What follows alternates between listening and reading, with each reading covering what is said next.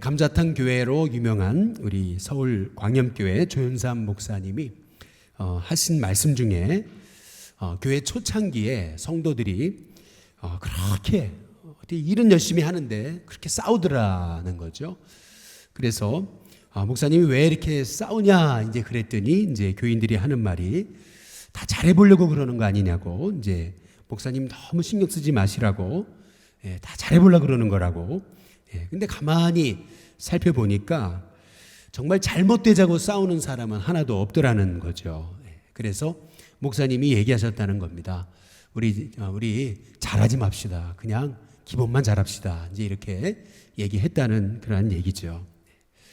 우리가 이 시대 영적 싸움의 시대를 살고 있습니다. 우리 요한계시록 12장 한번 17절에 보시면은 용이 그랬죠. 근데 끝에 부분에 보니까 예수의 증거를 가진 자들과 더불어 뭐 하려고요? 싸우려고 이제 말씀하고 계시거든요. 오늘 요한계시록 우리 13장에도 이제 보시면 4절 끝에 누가 능히 이와 더불어 싸우리요 이제 이렇게 이제 말하고 있는 것을 이제 우리가 볼 수가 이제 있거든요. 제가 홍천에서 목회를 할 때 참 제 마음에 이렇게 기억에 남는 한 교회에 그 사건이 있었습니다. 홍천읍에 있는 한 장로교회였는데 그 장로교회가 이제 목사님하고 교인들하고 싸움이 붙었어요. 그래서 참 이게 보기 드문 현상인데 목사님하고 교인들하고 이제 고소 고발을 한 거죠. 법정에게도 가기도 하고. 마지막에 결국 이제 목사님이 이기셨어요. 목사님이 옳았다 이제 이렇게 된 거죠. 근데 문제는 뭐냐면 목사님이 이기셨는데 교인들이 다 떠났습니다. 하나도 안 남았다는 거예요. 이제 그것이 저희 홍천에서 목회할 때 이제 그때 당시 회자됐던 그런 참 안타까운 일화였거든요. 마찬가지로 마귀는요, 우리로 하여금 이렇게 옳고 그름의 문제를 가지고 이제 성도와 목회자와 또 성도와 성도가 이제 싸우게 이제 만든다는 거예요. 옳은 일이에요. 잘해보자고 하는 거죠. 근데 알고 보면 그 뒤에는 마귀의 숨은 역사가 있더라라고 하는 이제 그러한 것입니다. 그래서 이 마지막 때 우리에게 무엇보다 필요한 것은 이제 분별하는 마음이에요. 우리가 이 마귀 사단이 우리를 넘어뜨리려고 우리를 이렇게 우는 사자와 같이 달려드는데 그 싸움의 전략 어떻게 넘어뜨리냐, 이제 그것을 이제 우리가 좀 분별할 필요가 있는 것이거든요. 이제 왜 이렇게 분별이 중요한 거냐면 전에 1992년 10월 28일 날 다미선교회에서 예수님이 1992년 10월 28일 주님이 오신다 그랬잖아요. 근데 그때 이제 어떤 목사님 얘기를 들어보면은 그래요. 자기 주변에 정말 믿음을 한 친구들, 그렇게 신실하고 진실하다고 하는 친구들은 다 거기 빠졌더래요. 다른 사람들이 주님이 10월 28일 오신다 그러면 안 믿겠는데 그렇게 믿을 만한 친구들이, 신실한 친구들이 1992년 10월 28일 주님이 오신다니까 저 친구가 저런 얘기를 하는데 설마 주님이 안 오실까? 근데 한두 사람이 아니고 내 옆에 있는 사람들 거의 다가 거기 빠졌더라는 거죠. 야, 이걸 어떻게 해야 되느냐? 근데 정말 그 말대로 주님이 오셨습니까? 아니잖아요. 주님이 안 오셨잖아요. 이처럼 이제 마귀는요, 우리로 하여금 정말 이 마지막 시대에 우리로 하여금 이렇게 분별하지 못하도록 우리로 하여금 이 현상을 통해서 우리를 이제 속이는 것이거든요. 그래서 이 마지막 때 우리는 마귀의 그 전략이 뭔가, 성도를 넘어뜨리고 그 성도와 싸우기 위해 사용하는 그 마지막 때의 마귀의 전략이 뭔가 우리가 좀 이해할 필요가 있거든요. 먼저 오늘 말씀에서 주시는 말씀 첫 번째는 뭐냐면 마귀는 이제 대리자를 세운다라고 하는 것입니다. 우리가 지난주에 마귀는 성도를 넘어뜨리기 위해서 세 가지 방법을 사용한다 그랬죠. 첫 번째는 미혹이고, 두 번째는 참소고, 세 번째는 핍박이다. 이제 이렇게 이제 말씀을 드렸습니다. 또 오늘은 지난 말씀과 이제 이어지는 이제 말씀이에요. 마귀가 성도를 넘어뜨리고 싸우려고, 성도와 싸우려고 사용하는 전략이 뭐냐, 이제 그 전략을 우리가 좀 이해할 필요가 있는 거거든요. 첫 번째는 그 대리자라는 거예요. 한번 따라해 보겠습니다. 대리자. 자기가 앞에 나서는 게 아니에요. 남을 내세우고 자기는 뒤로 빠진다는 거죠. 요한계시록 13장 4절에 보면 이렇게 얘기하잖아요. 용이 뭐냐면 우리가 지난주 살펴봤듯이 옛뱀 곧 마귀라고 너가 사탄이라고 하는 자거든요. 그 용이 말이죠. 짐승에게 뭘 줘요? 권세를 줘요. 근데 뭐라 그러냐면 누가 이 짐승과 같으냐? 누가 능히 이와 더불어 싸우리요? 이렇게 이제 얘기하고 있잖아요. 이 말씀의 의미는 뭐냐면 이 짐승의 권세가 정말 대단해 보이더라라고 하는 이제 것이거든요. 우리가 지난주에 살펴봤죠. 마귀가 우리를 참소하고 미혹하고 핍박하여 넘어뜨리려고 아무리 발버둥 쳐도 성도가 어린 양의 피를 의지하고 나를 의지하는 게 아니죠. 어린 양의 피를 의지하고 그리고 증언하는 말씀, 입술의 고백, 믿음의 고백을 가지고 담대하게 나아가면은 그 영적 싸움은 이미 승리해놓고 싸우는 싸움이다 라고 하는 사실을 반드시 성도는 승리한다라고 하는 사실을 우리가 함께 이제 말씀을 통해서 이제 나눴잖아요. 마찬가지로 이 마귀가 우리를 넘어뜨리기 위해서 어떤 전략을 쓰느냐라고 하는 걸 우리가 분별하기만 해도 이 전략을 우리가 알기만 해도 이 악한 마귀의 이 힘과 권세는 힘을 잃는다는 거예요. 그 첫 번째 마귀의 전략이 뭐냐면 대리자를 사용한다는 거예요. 어떤 그 교회에서 이파 저파가 나뉘어져 가지고 막 피튀기게 싸우는데 어느 날 그 중에 성도 하나가 꿈을 꿨거든요. 근데 이렇게 보니까 막 피 터지게 싸우는 싸움 뒤에 그 꿈 중에서 너무나 놀라서 뒤로 자빠지려고 했던 것은 뭐냐면 성도가 싸우는데 보니까 뒤에서 마귀가 웃고 있더라는 거죠. 조종하고 있더라는 거예요. 그때 이제 깨달은 것은 한참 싸우다가 내가 뭘 위해 싸우는 거지 이러다 보니까 나중에 알고 보니까 그 싸움을 부추기고 그리고 뒤에서 조종하는 세력이 이게 마귀의 세력이 있구나라고 하는 걸 깨닫고 정신이 번쩍 들어가지고 그래서 이게 서로 이파저파 나눠 싸우는 것이 하나님 기뻐하시는 게 아니구나라고 하는 것을 이제 깨닫게 됐다라고 하는 이제 것이거든요. 마찬가지로 우리가 이 마귀의 전략을 이해하고 마귀가 바로 이 대리자를 이렇게 내세워서 우리로 하여금 속이고 우리로 하여금 이렇게 성도끼리 싸우게 하고 성도와 목회자가 싸우게 하고 이제 이렇게 이걸 통해서 교회를 넘어뜨린다라고 하는 사실을 우리가 알게 된다면은 우리는 그냥 그 사실을 알게만 돼도 이게 영적 싸움이구나. 우리가 속고 있구나. 우리의 싸움은 혈과 육을 상대하는 것이 아니고 정사와 권세와 이 어둠의 세상 주관자들과 하늘에 있는 이 악의 영하고 싸움이지 우리가 성도하고 싸워서는 안 되는구나. 우리가 목회자와 싸워서는 안 되는구나 라고 하는 사실을 우리가 깨닫게만 된다면은 이 싸움이 마귀만 기쁘게 하는 거지 이 싸움에는 절대 득이 없다라는 사실을 우리가 깨닫게 된다면은 그러면은 우리는 그걸 분별만 해도 우리는 승리하는 이제 하나님의 종이 이제 된다라고 하는 것입니다. 그래서 이 마귀가 대리자를 통해서 성도를 넘어뜨리고 이렇게 용이 짐승의 권세를 줘가지고 자기는 뒤로 빠지고 짐승을 이용하는 이제 것이거든요. 항상 그래요. 마귀는 자기의 정체를 드러내지 않습니다. 근데 이 정체가 드러나면 그때부터는 성도가 승리하는 거예요. 정체가 드러나면 분별이 되면 이게 영적 싸움이구나. 이게 속고 있는 거구나라는 것만 알게 되더라도 우리는 이 싸움에서 승리하는 하나님의 종이 된다라는 거죠. 그래서 우리가 이 마지막 때 마귀가 자꾸 대리자를 내세워서 자기는 숨고 자기는 뒤로 빠지고 절대 성도를 속이고 자기를 은폐한다라는 것을 우리가 이 전략을 이해한다면은 그럼 우리가 이 마지막 때 어떻게 이 싸움에서 승리하는가? 저는 이렇게 생각해요. 우리는 반대 전략으로 승리해야 된다. 이제 그렇게 생각하는 것입니다. 무슨 말이냐 하면 마귀는 자꾸 자기를 숨기죠. 그런데 우리 성도들도 세상에서 자기를 떳떳이 드러내지 못하는 성도들이 너무 많잖아요. 내가 예수님 믿는 사람이라는 사실을 드러내지 못하는 성도가 너무 많잖아요. 그런데 만약 저는 그래요. 우리 한국 땅에 얼마나 될지 모르겠어요. 뭐 1000만이든지 뭐 800만이든지 어쨌든 이 땅에, 한국 땅에 있는 그리스도인들만이라도 나는 그리스도인입니다. 나 예수 믿는 사람입니다. 우리가 떳떳하게 나를 드러내고 우리가 고백하며 살기만 해도 저는 이 땅이 정말 변화되는 땅이 저는 되리라고 분명히 믿습니다. 마귀는 자꾸 자기를 은폐하죠. 그러나 성도는 자기를 드러내는, 나는 그리스도인입니다. 나는 예수 믿는 사람입니다.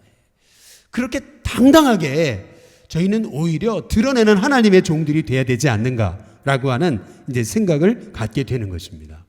어떤 목사님이 이제 교인들을 대상으로 해서 이제 전도 훈련을 시키는데 어떤 성도 나는 절대 전도 못하겠다는 거예요. 너무 부끄러워가지고 못하겠다는 거죠. 목사님이 그래서 이 성도님한테 그러면 요거 한 가지만 하시라고, 다른 건 못하면 요거 한 가지만 하시라고. 이제 그게 뭐냐면 이제 이 성도님을 데리고 다니면서 이제 시장에서 훈련을 시킨 거예요. 그게 뭐냐면 나 예수님 믿는 사람입니다. 이 한마디만. 그리고 그 말대로 한번 살려고 몸부림 쳐봐라. 이제 목사님이 그 한 가지만 주문을 한 거죠.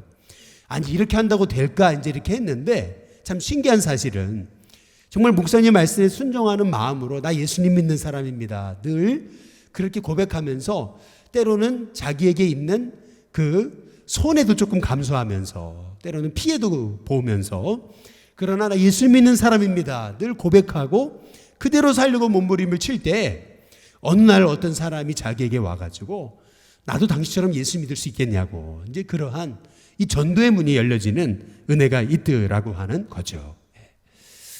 마귀는 끊임없이 자기 자신을 속이죠. 숨기죠. 그런데 이 시대에 우리 그리스도인들조차도 너무 007 크리스찬이 너무 많잖아요. 우리가 이 마지막 때일수록 더욱 담대하게 나는 예수님 믿는 사람입니다. 고백하며 나를 드러내며 나는 그리스도인입니다 라고 하는 자부심으로 살아갈 수 있는 저와 여러분이 되시기를 주님의 이름으로 축복합니다. 한번 따라해 보시죠. 나는 예수님 믿는 사람입니다. 나를 드러내세요. 괜찮습니다. 나를 자꾸 드러내세요. 나를 나타내세요. 나 예수님 믿는 사람이라고 자꾸 드러내며 여러분 살아가시는 저와 여러분이 되시기를 주님의 이름으로 축복합니다. 두 번째로 마지막 때 마귀가 사용하는 이 전략, 성도와 싸우는 전략, 넘어뜨리는 전략, 그것은 하늘에 사는 자, 다시 말하면 성도를 비방한다는 겁니다. 오늘 요한계시록 13장 우리 1절에 한번 보시면은 내가 보니 바다에서 한 뭐가 나와요? 이제 짐승이 나오거든요. 근데 그 짐승의 뿔이 이제 열이에요. 근데 열에는 열 왕관을 썼다 그랬잖아요. 우리가 전에 살펴봤듯이 이 왕관이라고 하는 것은 내가 왕이라고 하는, 내가 주인이라고 하는 그러한 멸관과는 다른 개념이거든요. 여기서 10개의 뿔에 열 왕관을 썼다라고 하는 말씀의 의미는 이 짐승이 아주 대단한 권세를 가진 것처럼 보인다는 거예요. 그런데 이 대단한 권세를 가진 것 같은 이 세상, 이 짐승이, 이 마귀에게 권세를 받은 이 짐승이 여기 보니까 그 머리들에는 신성모독하는 이름들이 있다. 이제 이렇게 얘기하거든요. 뭔가 조금 이상하잖아요. 역시나 요한계시록 13장 5절에서 6절에 보시면은 같이 한번 읽어보겠습니다. 같이 있습니다. 시작. 또 짐승이 과장되고 그 다음 뭐라 그래요? 신성모독을 말하는 뭐를 받아요? 입을 받았다. 신성모독하는 입을 받았다 그랬거든요. 또 42달 동안 뭐 할 권세를 받아요? 일할 권세. 무슨 일을 할 권세요? 입으로 어떻게 해요? 6절에 이제 보시죠. 어떤 일할 권세냐면 6절 다 함께 읽어보겠습니다. 같이 있습니다. 시작. 짐승이 입을 벌려 하나님을 향하여 어떻게 합니까? 비방하되 그의 이름과 그의 장막 곧 하늘에 사는 자들을 뭐예요? 비방하더라. 여기서 중요한 말씀 그거 뭐냐면 입이라는 단어예요. 그리고 비방, 과장되게 신성모독하고 그리고 조롱하는 이 비방하는 입을 받았다. 이것을 여기 보니까 42달이라 그랬잖아요. 계속 살펴보고 있죠. 42달이 얘기하는 게 뭐죠? 42달, 한때, 두때, 반때. 다시 말하면 3년 반이에요. 42달, 1260일. 계속 반복하고 똑같은 말이라 그랬죠. 42달, 한때, 두때, 반때, 그리고 1260일. 이것은 마지막 때를 얘기하는 거예요. 다시 말하면 마지막 때에 마귀의 첫째 전략, 그것은 대리자를 사용하는 거고요. 두 번째 전략은 뭐냐면은 그것은 심리전입니다. 심리전.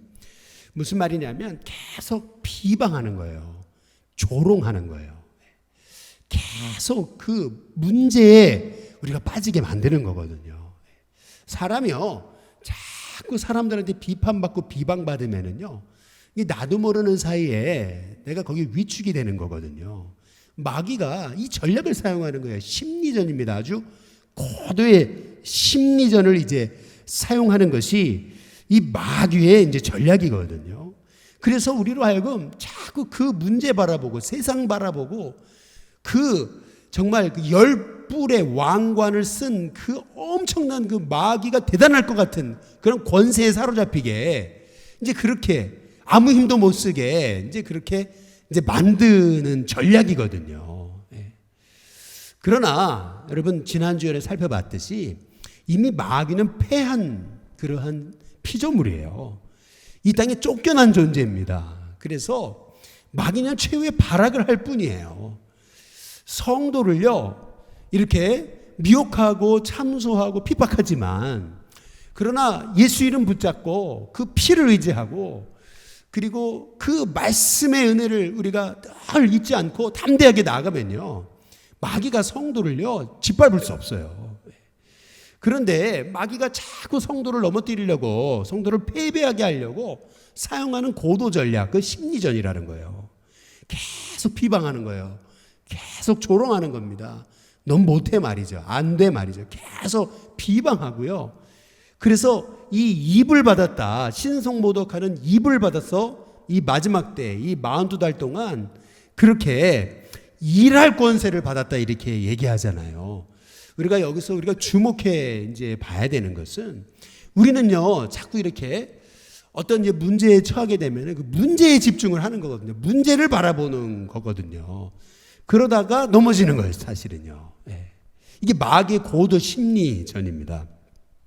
로빈 마이어스라고 하는 분이 쓴 언더그라운드 교회라는 교회 책이 있어요. 근데 이 책에 보면 참 너무나 참 그 웃기는 믿겨지지 않는 한 일화가 나와요. 그게 뭐냐면 어떤 젊은 목사님이 이제 새로운 교회에 부임하기 위해서 청빙을 받는 과정에 이제 전교인 투표를 한 거예요. 그래가지고 투표를 해봤더니 243 찬성에 반대 2. 그래가지고 이분이 이제 담임으로 청빙이 됐어요. 243대 2예요. 청빙을 받은 거예요. 근데 이분이 와서 이제 보니까 알게 되고 나니까 어떻게 되냐면 야, 그 두 명이 나를 반대했어. 이제 이런 생각이 드는 거죠. 이제 그러면서 그래, 저 두 사람도 나를 좋아하게 만들어야 되겠다. 나는 모든 사람한테 칭찬받는 목사가 돼야 되겠다. 이런 생각을 가지고 이 두 사람에게 집중한 거예요. 이 두 사람의 그 얘기에 반응하고 이 두 사람한테 이제 자꾸 집중한 거거든요. 저 사람의 마음도 내가 얻어야지. 이제 이래가지고 이제 그렇게 이제 목회를 하고 7년이 지난 거죠. 그리고 나서 이제 재신임 투표를 했대요. 그런데 재신임 투표 결과 이제 목사님 쫓겨나게 됐다는 거죠.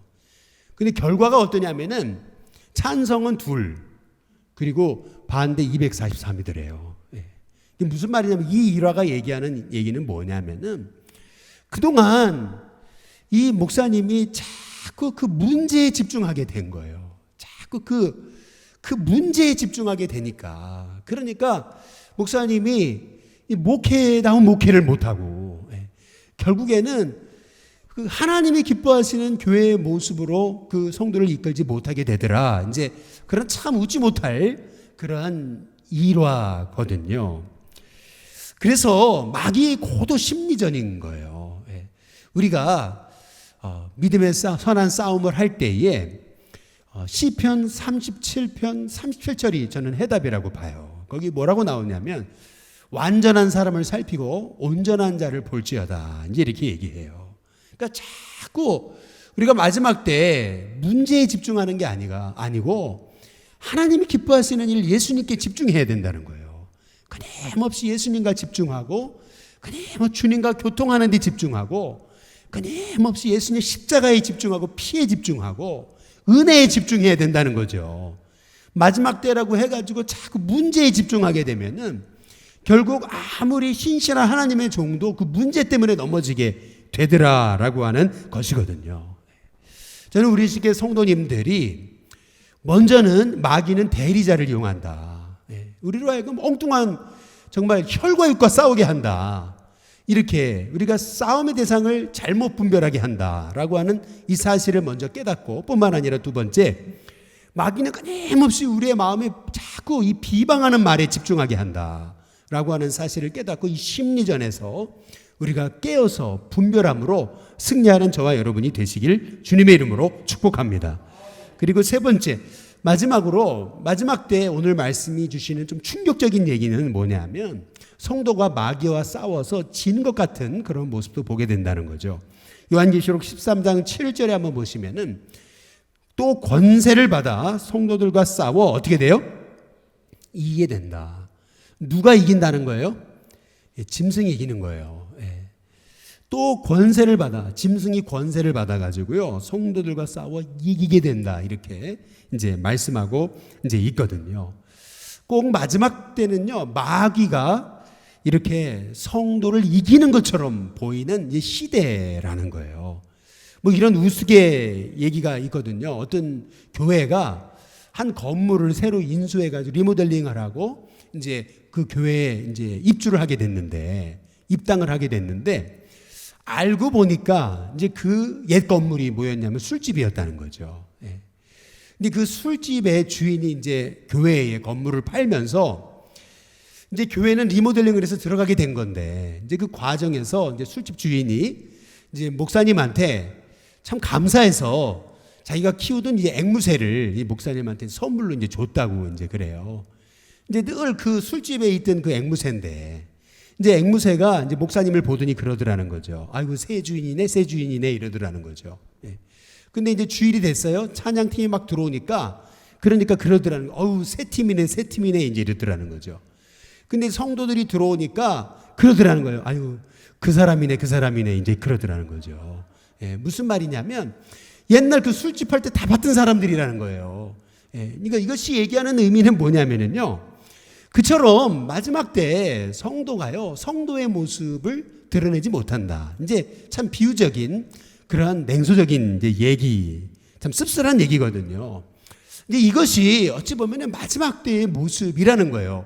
많은 성도들이 세상과 구별 없이 그렇게 세상에 물들어서 세상에 취해서 사는 성도들을 보게 된다는 거죠. 그러나 그때 이렇게 주님이 가까우심을 볼 때일수록 우리에게 필요한 것이 뭐냐? 오늘 말씀의 핵심입니다. 오늘 말씀 아주 요절 말씀, 요한계시록 13장 10절이에요. 이 말씀이 10기의 요절인데요. 우리 같이 한번 다 함께 읽어보겠습니다. 같이 읽습니다. 시작. 사로잡힐 자는 어떻게 돼요? 사로잡혀 갈 것이고, 그 다음 칼에 죽을 자는 어떻게 되죠? 마땅히 칼에 죽을 것이니. 그러나 그 다음 뭐라 그러죠? 성도들의 인내와 믿음이 어디 있어요? 여기 있다. 다시 한번 들어요. 성도들의 인내와 믿음이 여기 있다. 다시 말해서 이 마지막 때 우리 성도들이 이 영적 싸움에서 우리가 승리하는 비결, 그건 뭐냐면 인내와 믿음이라는 거예요. 저는 우리 신교회 성도들이 이 마지막 때 이 인내와 믿음으로 승리하는 하나님의 종들이 될 수 있기를 주님의 이름으로 축복합니다. 결국 인내와 믿음이에요. 마지막 때 하나님의 종들에게 필요한 것, 그 인내와 믿음이다. 성도들의 인내와 믿음이 저는 여기 있느니라, 우리 일신교회에 있느니라. 성도의 인내와 믿음이 여러분의 가정에 있고 여러분의 그 삶의 자리에 있게 되시기를 주님의 이름으로 축복합니다. 어떤 그 성도님이 그 직장 복음화를 위해서 이제 직장에 들어가게 되면서 내가 직장을 복음화하겠다는 꿈을 품고 직장을 들어가게 됐는데, 참 어처구니 없게도 이제 회식의 자리에서 무너지게 된 거예요. 상무님이 주시는 그 술을 거절했다가 이제 옆에 있던 다른 그 중간 간부에게 뺨을 얻어맞은 거죠. 네가 이거 누구가 주는 술인데 안 받느냐고. 아니, 그렇게 이제 모욕을 당하고 나니까 너무 분하잖아요. 내가 이러려고 여기 들어온 거 아닌데.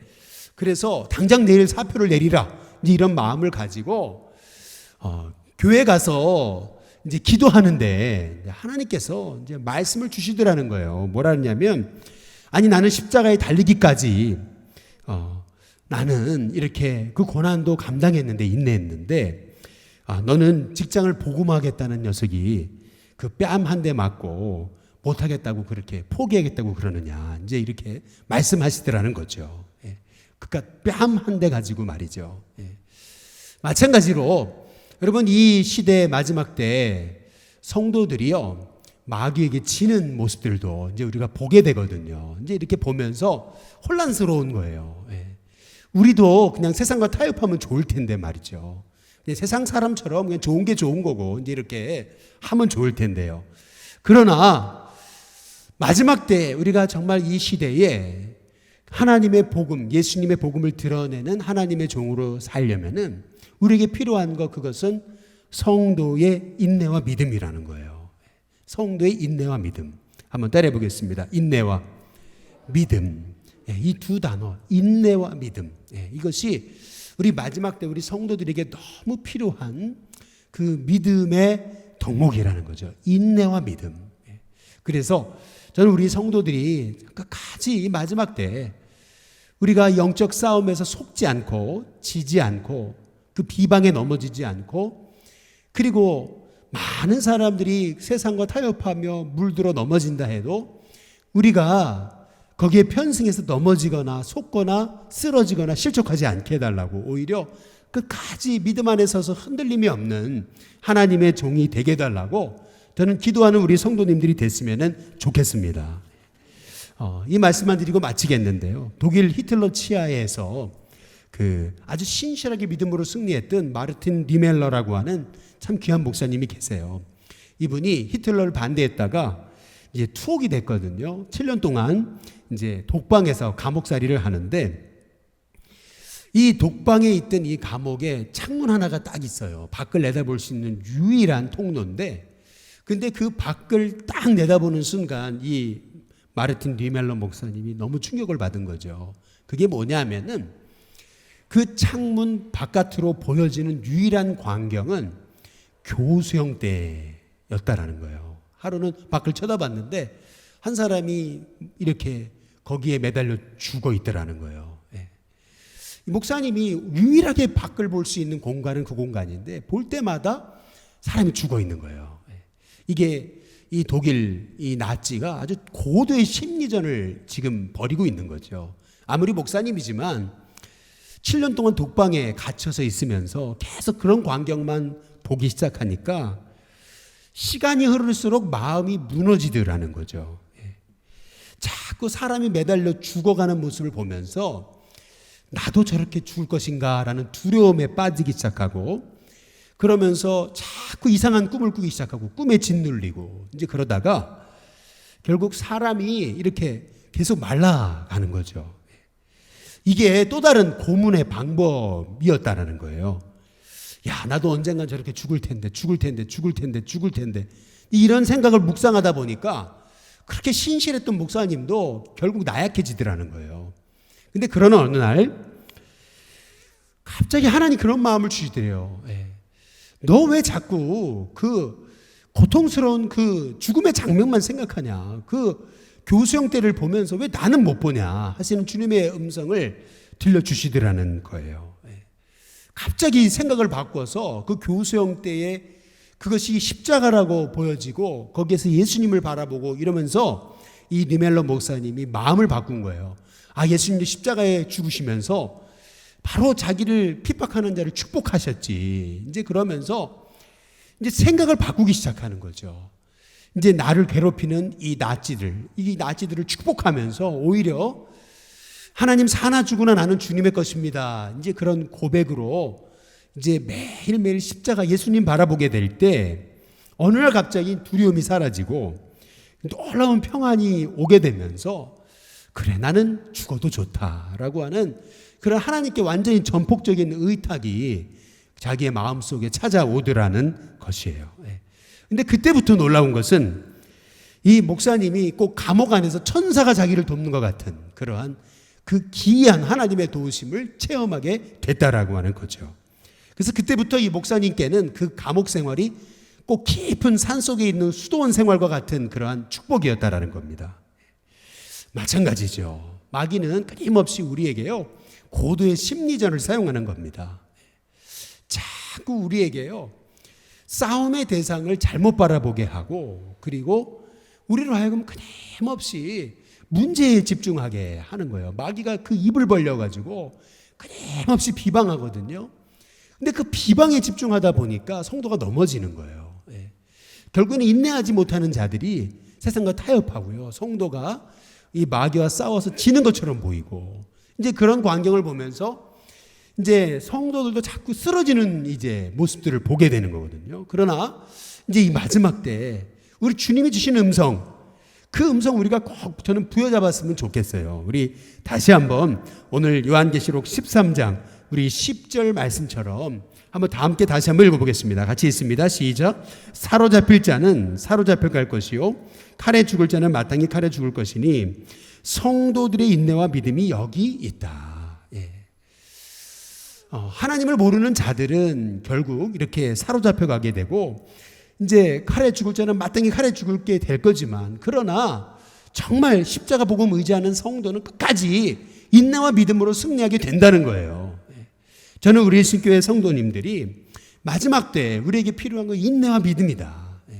이 인내와 믿음이라는 그 사실을 생각하면서 끝까지 우리가 실족하지 않고 넘어지지 않고 끝까지 인내하면서 하나님이 도우신다는 믿음 가지고 승리하는 저와 여러분이 다 되시길 주님의 이름으로 축복합니다. 우리 시간 우리 복음성가 우리 에베네셀 하나님 우리 함께 우리 찬양 부르겠는데요. 우리가 이 찬양을 부르면서 우리 지난 코로나 한 6개월 정도 우리가 시간을 보냈는데, 하나님께 생각해보면 감사할 게 더 많은 것 같아요. 우리가 인내로 싸운 것 같아도 내 힘으로 싸운 게 아니라 하나님의 도우심으로 매일매일 승리하게 된 거거든요. 우리가 그 하나님의 도우심을 생각하면서 내 힘으로 싸우면 넘어지죠. 마르틴 뉘멜러 같은 그런 신실한 목사님도 결국에는 내 힘으로 넘어집니다. 그러나 십자가 바라볼 때 그 신실한 그 성령님의 도우심, 기이한 도우심으로 우리가 오히려 이런 여러 이 마지막 때에 새 힘을 얻어서 오직 우리의 인내가 내 인내가 아니라 주님 주시는 새 힘으로 일어서고 믿음으로 승리하는 우리가 되기를 소망하는 마음으로 우리 에베네셀 하나님 우리 함께 찬양 부르시고 이 시간 통성으로 같이 기도하겠습니다.